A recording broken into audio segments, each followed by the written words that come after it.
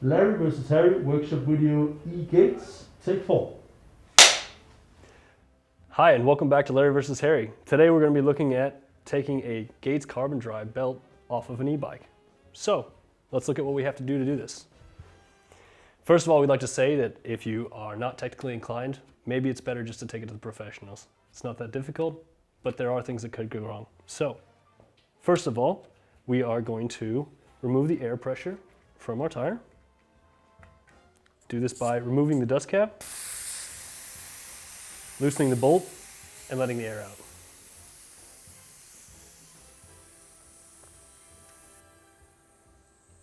Great. Now that we've done that, we can start by removing the Di2 cable from the e-bike. What you're going to need to do here is remove the dust cap by sliding it back. And then we will take our Shimano Di2 removal cable tool and clip it in and remove the Di2 cable. Great, now that we've got that done, we can go ahead and look at removing our axle bolts. In order to do this, you're going to need a 15mm spanner. Then we can go ahead and loosen these up.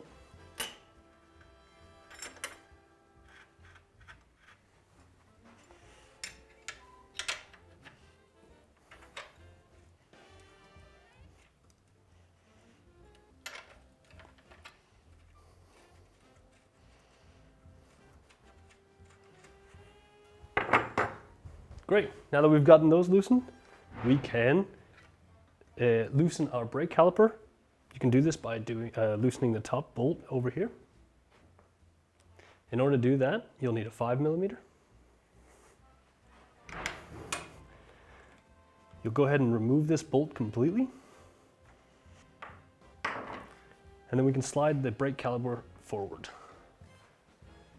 After this is complete, we can go over here to the dropouts where you have Gates adjustment screws. We need to loosen those all the way forward.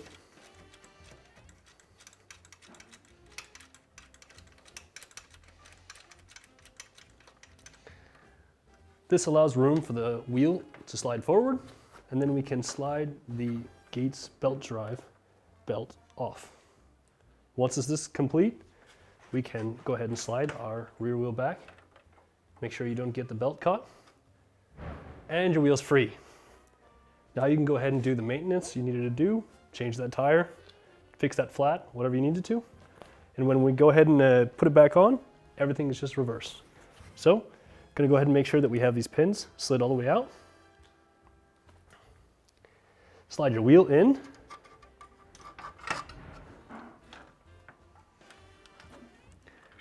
The belt over there. Line your brake, your disc brake up through your brake pads and slide everything into place. First thing we want to do here now is go ahead and put that belt back on the track. Then we can slide our axle back into place and go ahead and finger tighten these bolts.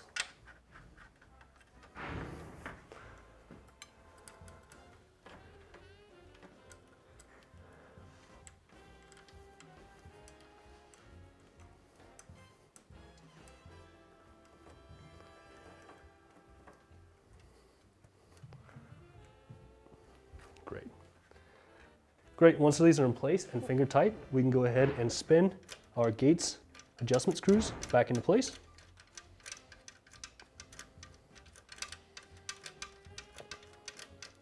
This holds the axle in place so that it doesn't come forward.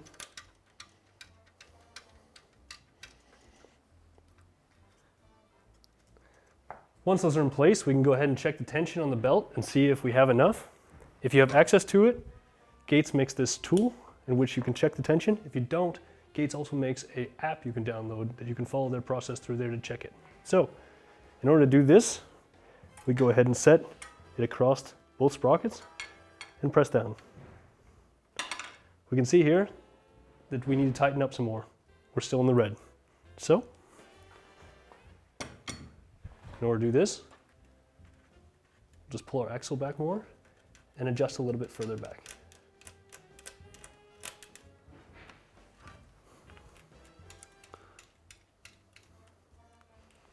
Great, let's check it again.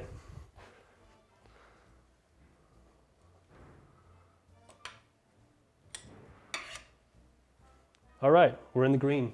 So we'll go ahead and tighten down our axle now.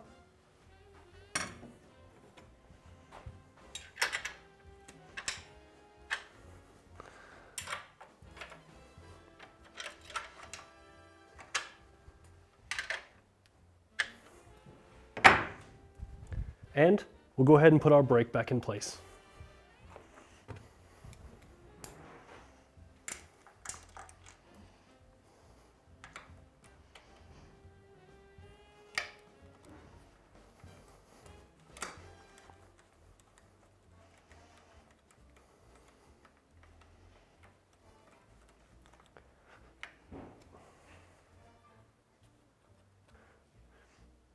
Great, now we go ahead and reattach our Di2 cable. Please remember to use your Shimano tool. Slide the cable in. And attach it in until you hear it click. Then go ahead and place your dust cover back over. Check that your spindles are nice and tight.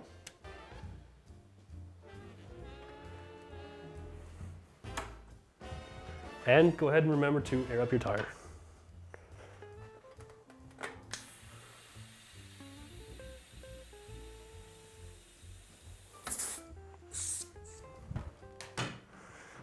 Tighten your valve stem back in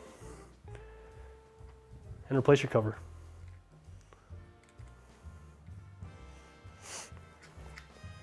And that process is done. That's just one way to do it. There are other variants, but this is one we recommend. So, I hope you found this video helpful, and we'll see you in the next one.